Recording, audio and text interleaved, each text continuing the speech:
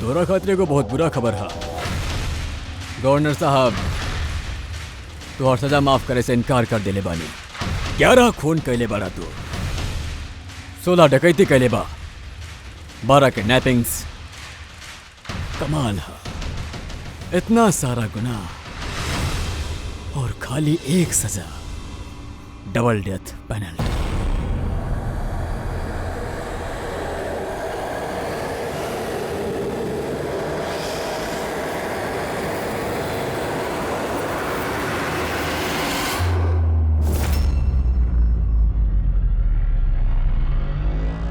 Death penalty के मतलब समझला ना तू?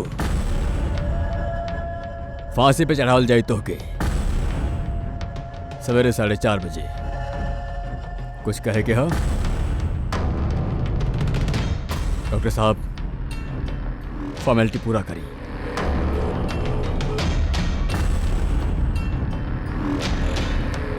डरी ना, इस शहर के भेगी बिल्ली बना देले बानी हम। काम करिए अपन।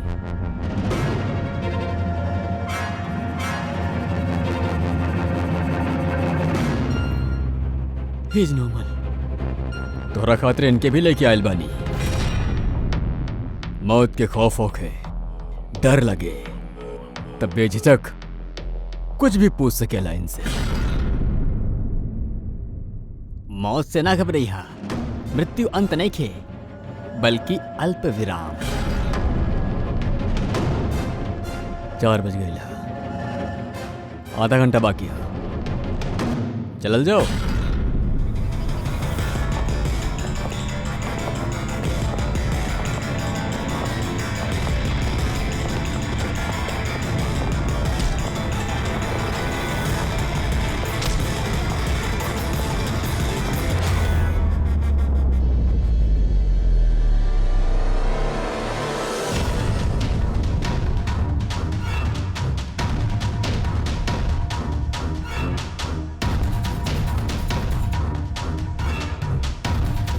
चलो।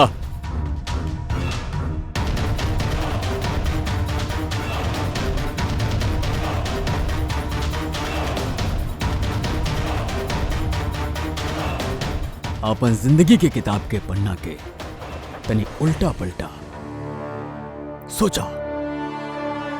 कौनो अफसोस बात हो के? शायद जिंदगी में तू कुछ ऐसा कैले होगा जे तोरा के ना करे के चाहत रहे। Just think about it.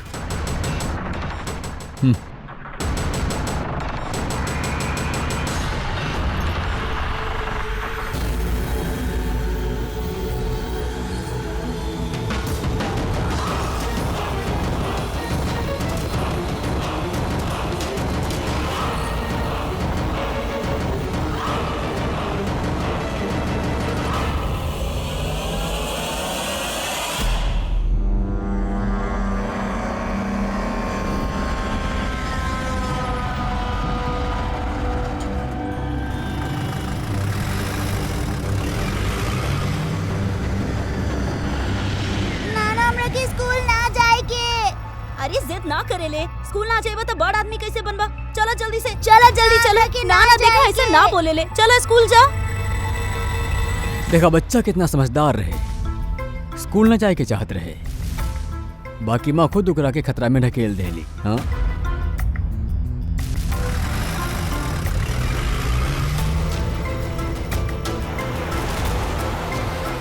हाँ बॉस, वैन के पीछे लगल बानी हमनी। ड्राइवर एकदम चप्पू बा। हाँ आगे एगो स्टॉप के बाद गाड़ी चिकोला की तरफ मुड़ी। ओकर बाद ही हमनी अपन रंग दिखा दे।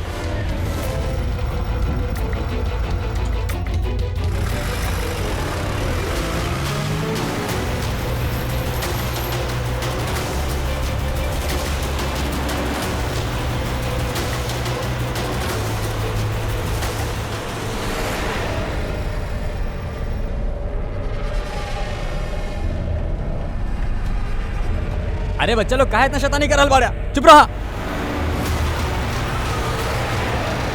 जैकी तू तैयार बाड़ा ना? अरे हम तो पैदा ही तैयार बनी। हाँ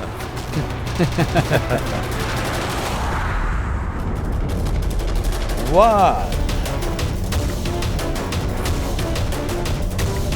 2 गो।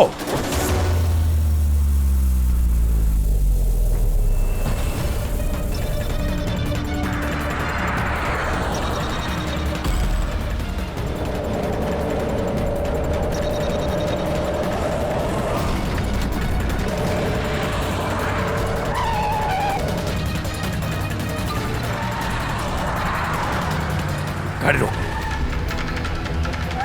रोक रोक रोक।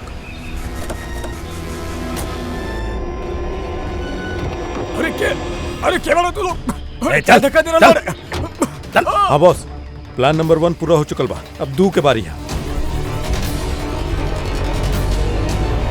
हमनी के बच्चा लोग कहाँ है? कहाँ है हमनी के बच्चा लोग? बच्चा लाके दे। अरे कहीं से भी हमनी के बच्चा लोग कहाँ है? हमनी के बच्चा कहाँ बा? प्रिंसिपल साहब, अगर आप हमनी के बच्चन के सुरक्षा के ध्यान न रख सकेले तो कोनो हक नहीं कि आपके नंबर 1 स्कूल कहलावे के। प्लीज शांत हो जाई। हम क्या हमार बेटी हमरा के हमर चाहिए? बेटी चाहिए देखिए बस। Please try to understand. हमनी समझ सके नहीं, हमनी के फर्स्ट प्रायोरिटी बा कि आपकी बच्चा आपके पास सुरक्षित पहुंच जाए और आपके स्कूल वैन के ड्राइवर संपत ओकर का पुलिस वेरिफिकेशन करवे नहीं आप लोग। प्लीज ट्राई टू अंडरस्टैंड, समझे की कोशिश करी। हमनी के बच्चा चाहिए। और आपकी हाँ। शायद ई बात के अंदाजा नहीं कि हमारे हस्बैंड कितना बड़ा आदमी पड़े। हमनी के बच्चा आपकी चाहिए तो लापरवाही की चाहिए। वजह से आपके स्कूल में ताला भी लगवा सकेले। अरे कम से कम इतना ही बात क्या कर? सुनी, एकर कौनो जरूरत ना होखी। हम एसीपी प्रद्युम्न सीआईडी से। देखिए आप लोग घबराई मत, आपके बच्चन के आप तक पहुंचाई भी हमनी की जिम्मेदारी बा। सर हमनी के बच्चा लोग बारे कहाँ? हमनी सवेरे से उनका से ये पूछा तानी कोनो जवाब नहीं खे मिलत। मैम आरटीओ से हमनी के बात हो गई बा।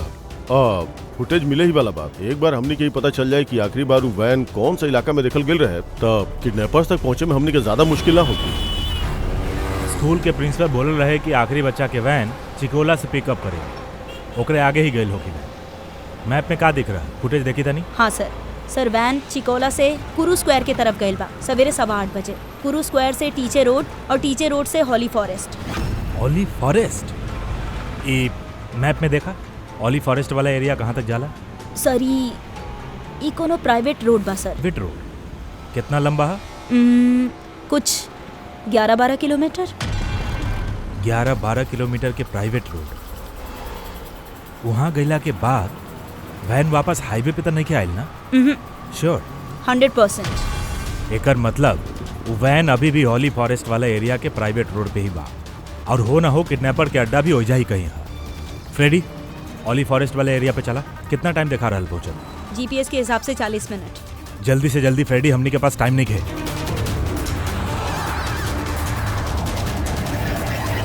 हाँ अभिजीत। ओह वंडरफुल। तू लोग जल्दी से जल्दी औली जंगल पहुंच जा। हाँ स्कूल बस के पता चल गई बा।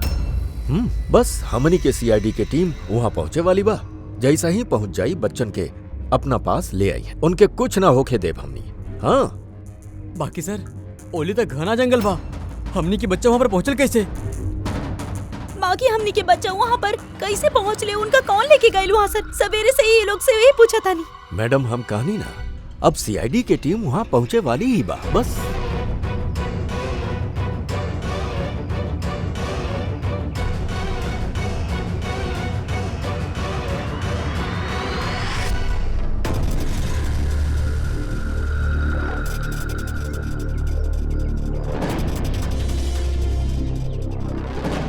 ये औरत कहाँ गायब हो गई?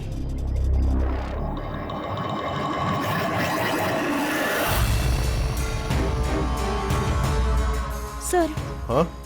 सर हमार बच्चा भी किडनैप भइल बा। ओह, बाकी आप ऐसे बाहर काहे बनी? बाकी पेरेंट्स की तरह अंदर काहे ना?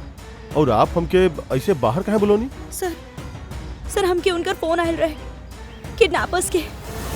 किडनैपर्स के फोन आयल रहे? हाँ सर, वो हमरा के बतैले कि उनका बच्चा के जगह का चाहिए। का चाहिए लोग के? सर वो लोग हमनी पे नजर रख ले बाड़े, तब कहीं और जाके हमनी के बात करे के हुई। मैम आप बहुते बहादुरी और समझदारी के काम केले बनी कि किडनैपर्स के बात ना बननी और आप हमके बाहर बुला लेनी। बताएं का कहले उन्होंने? सर सर वो लोग कहले कि बताई मैम का कहले वो लोग? सर वो लोग कहले कि उनका उनकरा का? सर उनका दया चाहिए।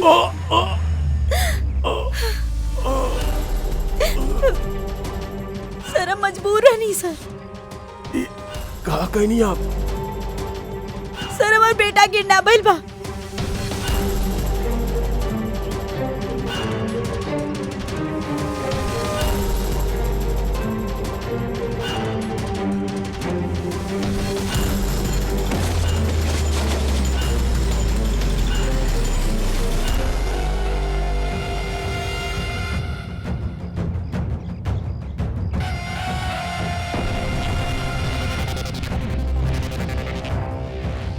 के बाड़ा तू लोग? तुहार शुभ चिंतक। वैसे तो हमने बहुत ही नेक और शरीफ इंसान लोग बानी, बाकी तो सीआईडी के लोग हमने के किडनैपर के नाम से जाने ला। सो जाओ, स्वीट ड्रीम्स।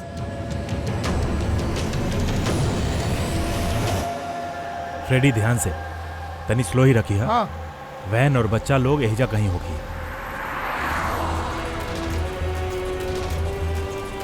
तू देखा सामने वैन है। ये जंगल से निकल के कहाँ जा रहा है? ये हमने के आवते ही सड़क पे कैसे आ गए? फ्रेडी ओवरटेक करा और संभाल के। वैन में बच्चा लोग बाड़े, ये वैन हाथ से जाए के ना चाहिए। माय गॉड, ये वैन के कहाँ हो गए? इतना लहरा का रहा?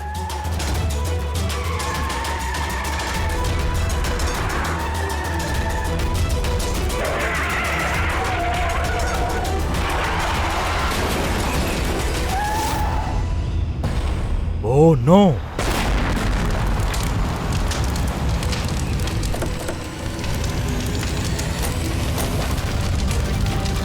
सर माय गॉड! सर बच्चे, फायर मशीन!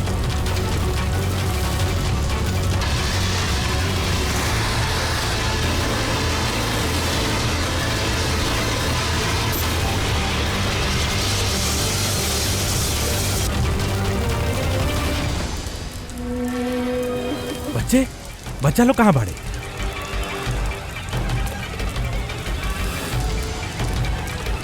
हाँ? सर लाश है। एक ही गोली मार ले बस सीना पे। गोली के मरले हो कि सर? ये पैसेंजर सीट पे रहा। यहाँ जो ड्राइवर सीट पे बैठल है ना, किडनैपर, उहे मार ले होगी। ये दरवाजा भी खुला था, ऐसे वो हमनी के देखलस, जानबूझ के गाड़ी यहाँ पे गिरेलस और भाग गई। बाकी सर पता कैसे चली कि ये आदमी के है? सर ये कहीं संपत तो नहीं खे। प्रिंसिपल कहले रहे कि वैन के ड्राइवर संपत बा। हो सकेला जब बच्चन के किडनैप कैलस उहे समय के गोली मार दिलस और वैन लेके। बाकी बच्चा कहाँ गई? सर बच्चा लोग के कहीं छुपा देले होगी। पूर्वी फॉरेंसिक के फोन कर और बॉडी के भेजवावा, और हम लोग उन्हें चलाता नहीं जहाँ से वैन बाहर आयल बा।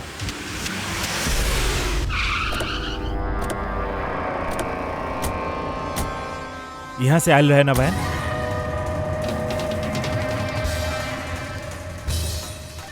एक मिनट, इतना बड़ा टायर के मार्क्स है।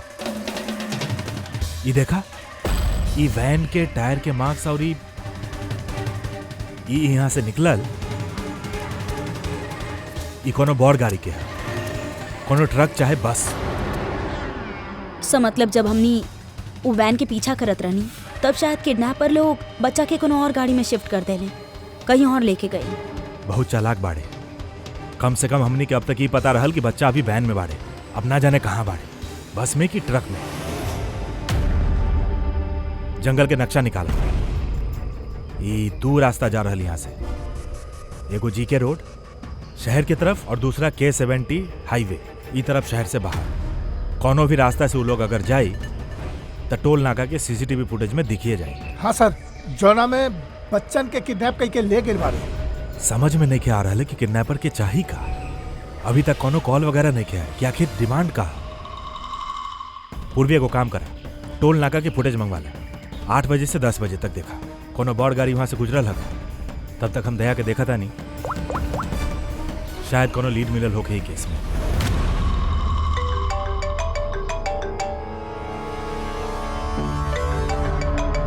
ओ आ गए सीआईडी वालन के फोन। बहुत जल्दी झटका लगे वाला है, मजा आई।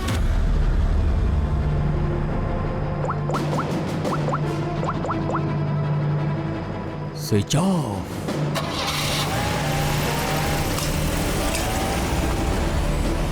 यहाँ के वाइस प्रिंसिपल बानी। यहाँ के जी। एक सेकंड। हाँ हेलो। हाँ सर। पंकज दया कहाँ है? पहले तो हमार फोन काट दिलस और अब ओकर फोन बंद आ रहा बा। सर देखा था नहीं सर, यहाँ तो नहीं के दिखाई दे रहा। वहाँ नहीं खे? अरे यार एसीपी साहब कहत रहले तोरे साथ होके के चाहिए। न सर हमरा साथ नहीं खे। हम 1 मिनट एगो काम करे था नहीं, अभी देखा था नहीं।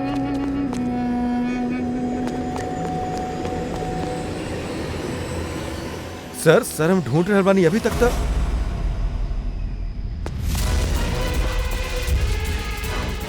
सर ये दया सर के फोन। कहाँ भेल दया के फोन के? हाँ सर एकदम पूरा तरीके से टूट गए है सर। व्हाट?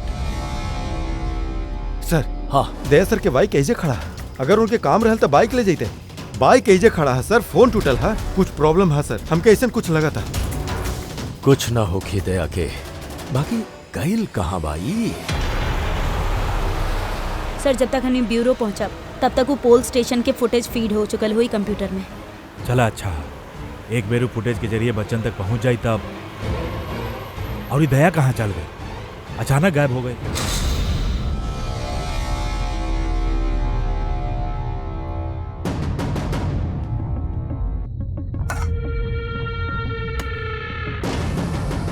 के बड़ा तू लो और हम यहाँ का कर रहल बानी? शाबाश, वेरी गुड क्वेश्चन दिया। अब यह सवाल जवाब मुस्कुरा के पूछा।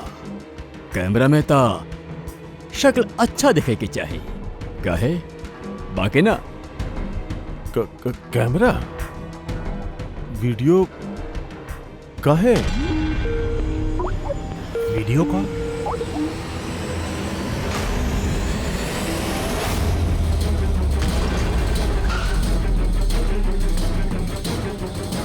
दया कैदी के ड्रेस में?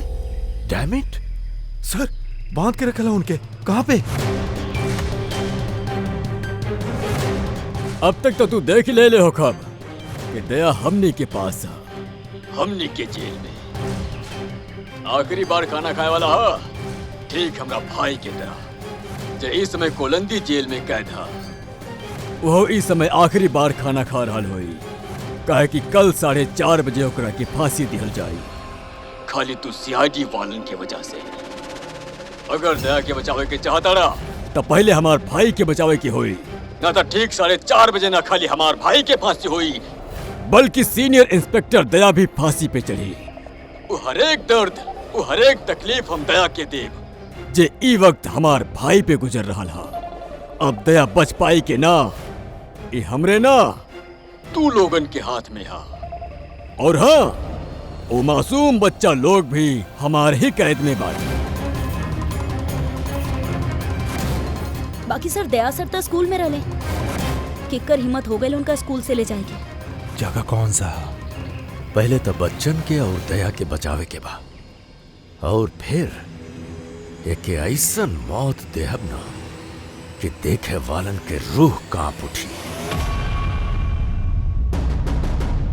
कहे दया, अब तो तोके समझ में आ गई ना कि हमने तोके यहाँ काहे लायल बानी।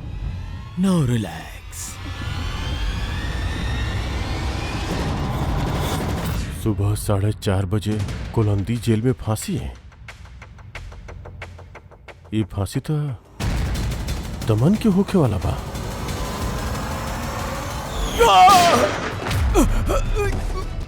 ये गोली तोके बहुत महंगी पड़ी दया। एक बात याद रखिया, अगर हमके फांसी हो गई तो फांसी पे तू भी चढ़िया दया। दमन अपन वादा पूरा करे पे तुलल बाई अपना संगे दया के भी फांसी पे चढ़वावे के कोशिश कर रहा है। मतलब सर ये बच्चन के किडनैपिंग के सोचा समझल प्लान है सर, ताकि हम लोग यहाँ पे आए और वो लोग दया के किडनैप कर सके। एगो काम करा, पूरा ताकत लगा और वो बच्चन के ढूंढ निकाला। हम जाके अपन अथॉरिटी से दरख्वास्त करतानी कि दमन के फांसी माफी नहीं खे कुछ देर खातिर टाल दे ताकि हमनी के वक्त मिले दया के बचावे खातिर। पंकज, हाँ सर। तू स्कूल के सीसीटीवी फुटेज चेक कर, देखा आखिरी बार दया कहाँ पे रहल, केकरा से मिलल रहा। ओके राइट सर। वो टोल नाका के फुटेज आ गई ना यहाँ पे? हाँ हाँ सर। देखा 8 बजे से 9 बजे के बीच कौन कौन से गाड़ी गुजरल है। स्टॉप। ई ट्रक A855 पे गई है। ओके, एकरे बाद स्टॉप। ई वाटर टैंकर गई है 9 बजे। ओकरे बाद कौनो?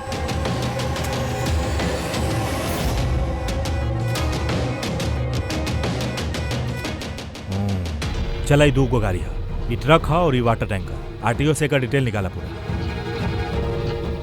5 तो बज गए है, खाली 11 घंटा बचल बा दमन के फांसी में।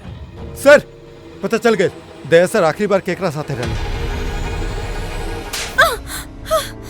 याद आयल कुछ? हमरा के माफ कर दी। वो लोगन के फोन आयल कि अगर हम दया सर के किडनैप करवावे में उनकर मदद ना करी तो वो हमार बच्चा के मार दी है। एगो माँ बानी ऐसन कैसे मरे देती अपन बच्चा के? ये सब आप हमनी के पहले भी बता सकत रहनी। सर वो लोग हमके एगो वीडियो दिखाई ले रहे जौन में हमार बच्चा बेहोश रहल। हम बहुते डरा गए रहनी वो देख के सर। अच्छा, वो लोग कांटेक्ट कैसे कैले रहल आपसे? सर हमारे फोन पे एगो लैंडलाइन नंबर से फोन आयल रहे। वो नंबर दी तनी आप हमके, देखिए लैंडलाइन नंबर कहाँ गया। सर वो लोग हमरा से वादा कैले रहे कि अगर वो दया सर के लिए जाइए तो हमार बेटा की छोड़ दी है। सर जॉन लैंडलाइन से माया के फोन आयल रहे, वो नंबर स्कूल के ही बा। का मतलब सर मुजरिम स्कूल से ही फोन करत रहल। लागत अभी भी स्कूल में ही होगी और हमनी पे नजर रख ले होगी। 7 बज गए है। आई होप कि अब तक एसीपी साहब दमन से मिल ले हुई है। दया के भी कुछ पता चल। सर का बोल सर, हमनी के बच्चा कहाँ बाड़े? सर छोट छोट बच्चा बारे खाना खेले कि ना खेले हमनी सर? कोशिश करत तानी, जैसे ही पता चली वो लोग कुछ खेले पीले हुए हैं कि ना? देखिए, बोली सर। हमनी सर, लोग कुछ तो लागल बानी बताई। ना, हमनी कोशिश करत तानी। आप लोग एकदम परेशान मत हो कि हमनी के पता बा छोट बच्चा बाड़े। जैसे ही पता चले आप लोग इनके बता दे प्लीज। सर वो टैंकर के पता चल गई सर। Good, let's go. सर अरे बात तो सुनिए सर।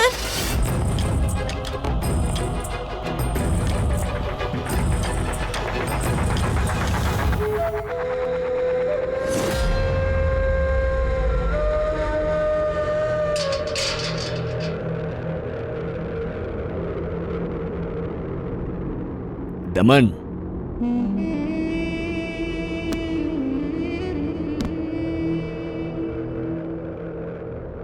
एसीपी प्रद्युमन,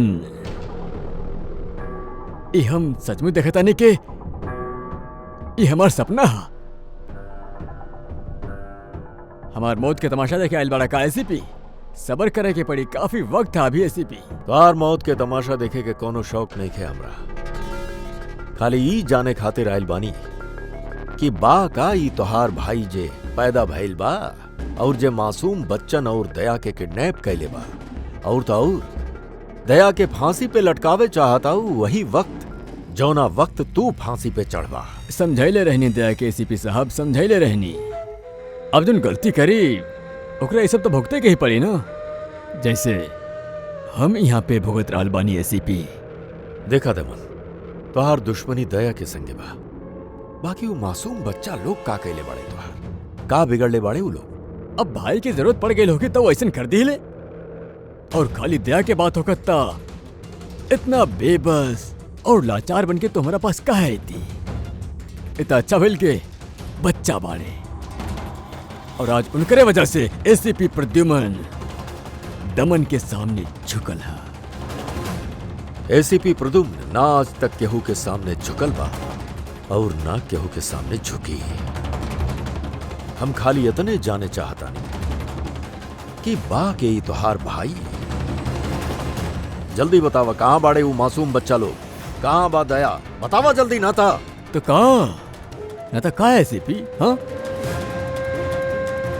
देखा ऐसा बा एसीपी साहब, सवेरे 4:30 बजे हमार बहुत बड़ अपॉइंटमेंट है। पता है केकरा साथ? यमराज के साथ। बाकी ना तुमसे कुछ ना उगला सकेला एसीपी। अब तू चाहे हमके मारा, पीटा, गुदगुदी करा, एक शब्द ना बोली दमन, एक शब्द ना। एसीपी,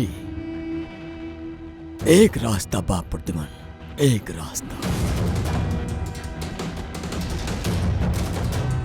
कौन सा रास्ता?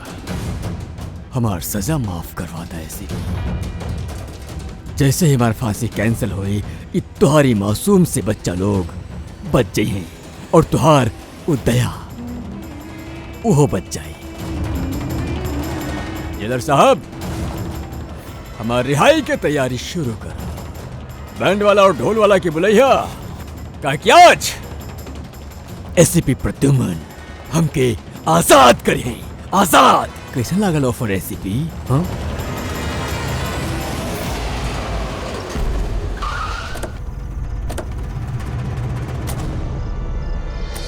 फ्रेडी, ये ट्रक है? हाँ सर, ये दोनों ट्रक है। चेक करा इनके। का हो रहा? के बनी आप लोग? सीआईडी।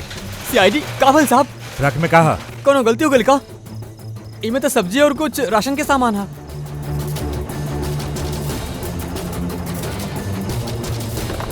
सर, खाली सब्जी बा। सब्जी है? हाँ। सर, ये ट्रक में भी सब्जी है। कहाँ लेके जात रहला तू ये सब्जी वगैरह लेके? इतना ढोला मंडी लेके जात बानी हम लोग। ढोला मंडी? जी साहब। नंबर दा मैडम के। बोला। 9820।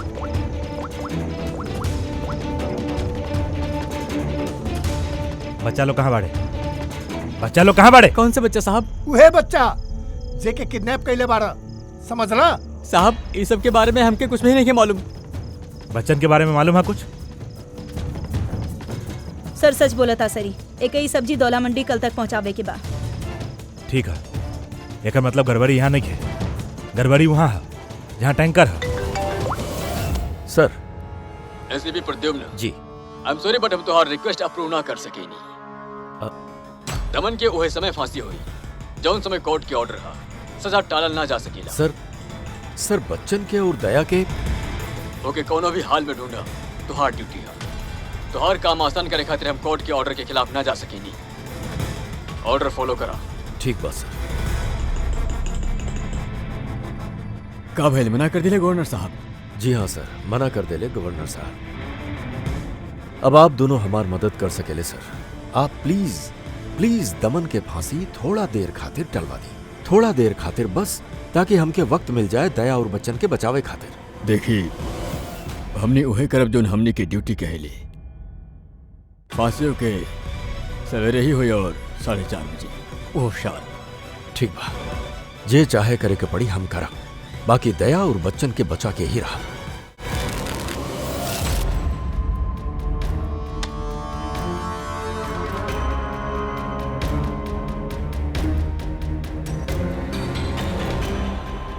का भाई, तीन एक नहीं के तोरा पास? पता का दिखावी? अरे बता भाई, बिल्ला आवत हुई, फिर हमने के दया के फांसी देवे खातिर तैयारी भी तो करे के। हाँ,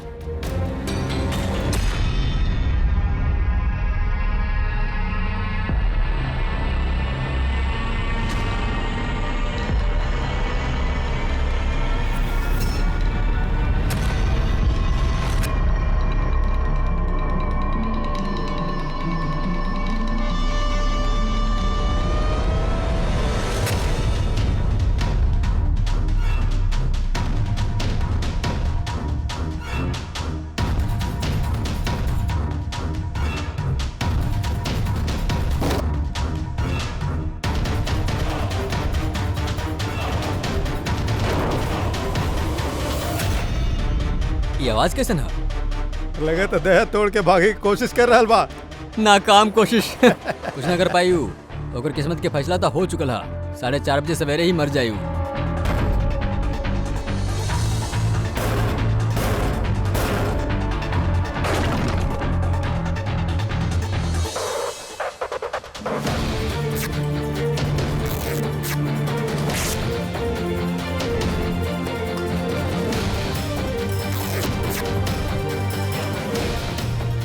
ये आवाज क्या बंद हो गई?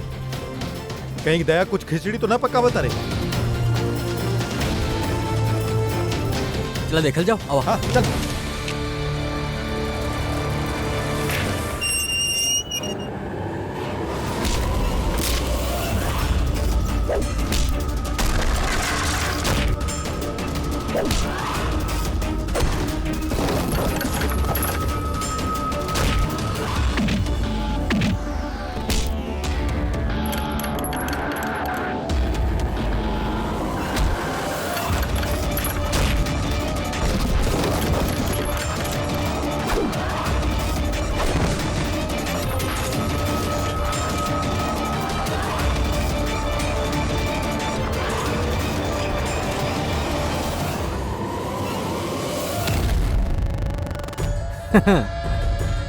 कबो जल रहा दिया के बुझे दिखले बड़ा दया। वो ठीक बुझे से पहले बहुत तेज फड़फड़ावेले। फड़ फड़ फड़ फड़ फड़ फड़ फड़ फड़ फुस। उहे कर रहल बाड़ा तू। उहे।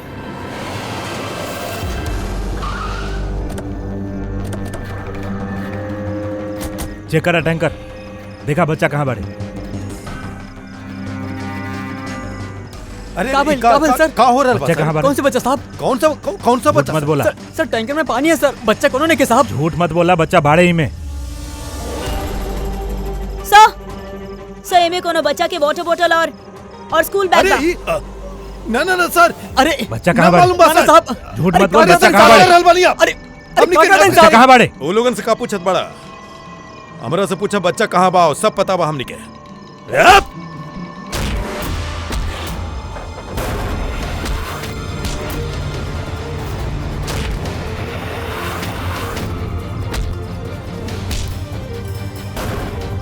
ए, रुक।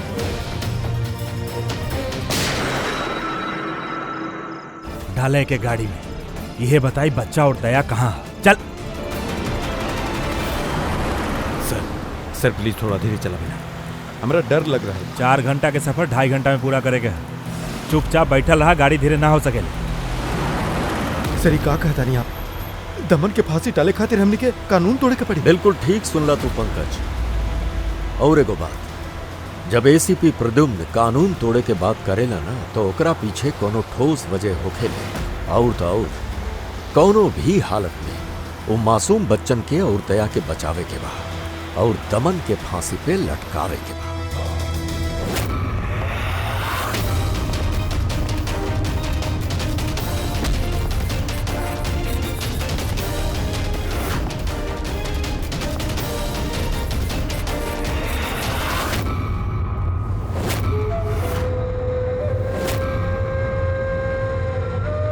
चला इतना तो समझ में आयल कि एसीपी प्रद्युम्न कोनो बहुत बड़ तोप नहीं खे।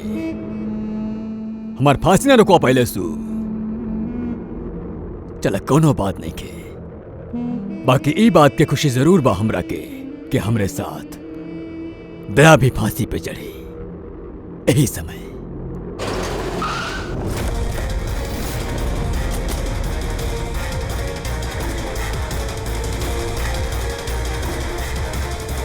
ओ नो सर, अब का करी? दमन के भगा के भी न ले जा सके यहाँ से। दमन के तो हमनी के बचावे के ही पड़ी पंकज। हमनी खाली वक्त चाहिए होकर फांसी टलवावे खातिर, ताकि अभिजीत दया और बच्चन के बचा सके। सर बाकी फांसी टालल कैसे जाए? ट्रांसफार्मर।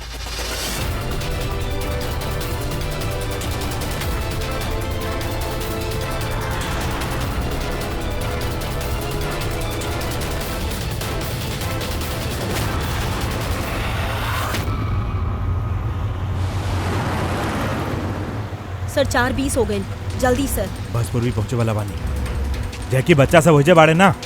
अरे सर बच्चा हो जो ही है जहाँ पर दया बा। दया वैसे अब तोके कुछ दिखाई तो दी ना। बाकी तुहार जनरल नॉलेज खातिर हम एक बात तोरा के बता दी कि तुहार जल्लाद हम ना केहू और बा, केहू और। दमन के भाई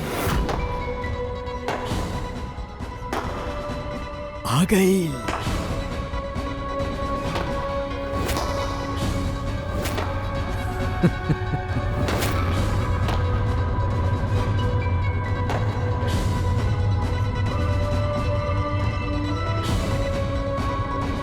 हटावा कपड़ा एकर चेहरा से,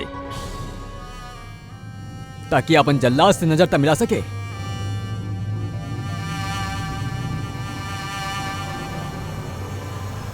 विक्रम, तू?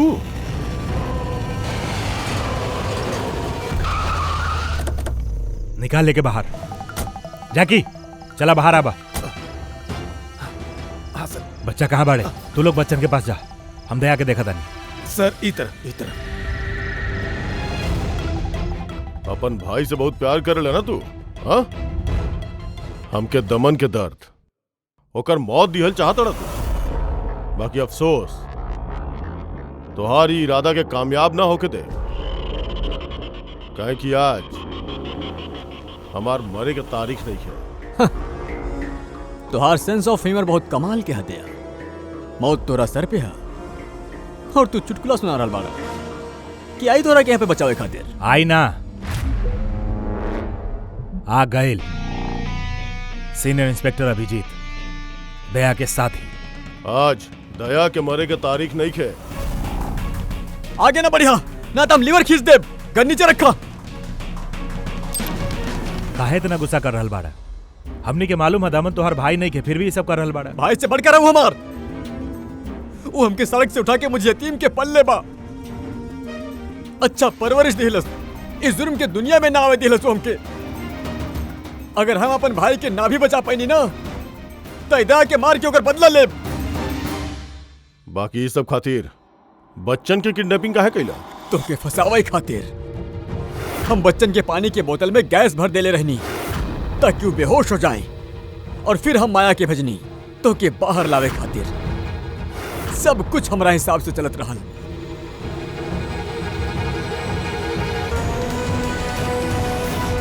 सर यहाँ सर ही का करता नहीं आप? Short circuit.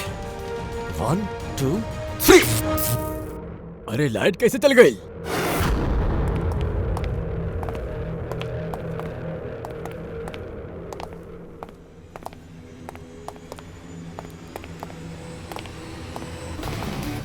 एसीपी प्रद्युम्न, ताई सब आपके करल धरल हा। जी हाँ जेलर साहब। कोलंदी जेल की बिजली चल गई हा और दमन के फांसी भी रुकल हा। तोहार दुश्मनी हमसे है ना, तो हमके मार दा। वो बच्चा लोग तोहार का बिगड़ ले बड़े। बच्चन से बहुत लगाव है ना तो के। तुहार नजर के सामने ही बच्चन के एक एक के तड़पा के मारब हम। जा बच्चन के लिए आवा। लिया ना इधर। किधर बा? First row.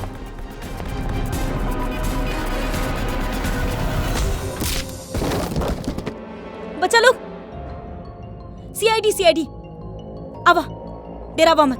तू लोग ठीक बाड़ा?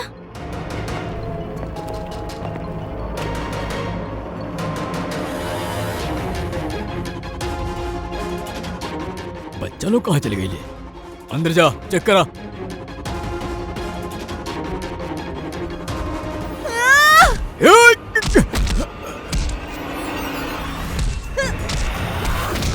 तू अपन जिंदगी में बहुत से मासूमन के जान बचेले बना दया।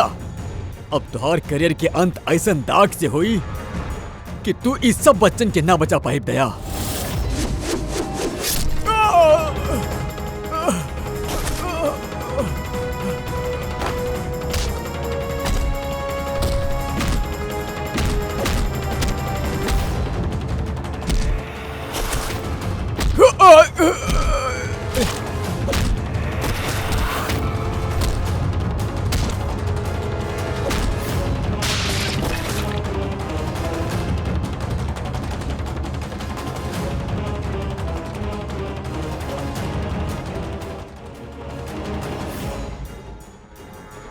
बिना बतैले कहाँ गायब हो गए है? कितना परेशानी में रहनी हम लोग।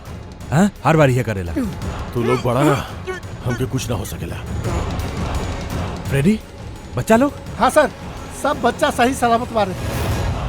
उठ, का कहले रहनी हम? आज ना हम मरब और ना बच्चन के कुछ होगी। हाँ,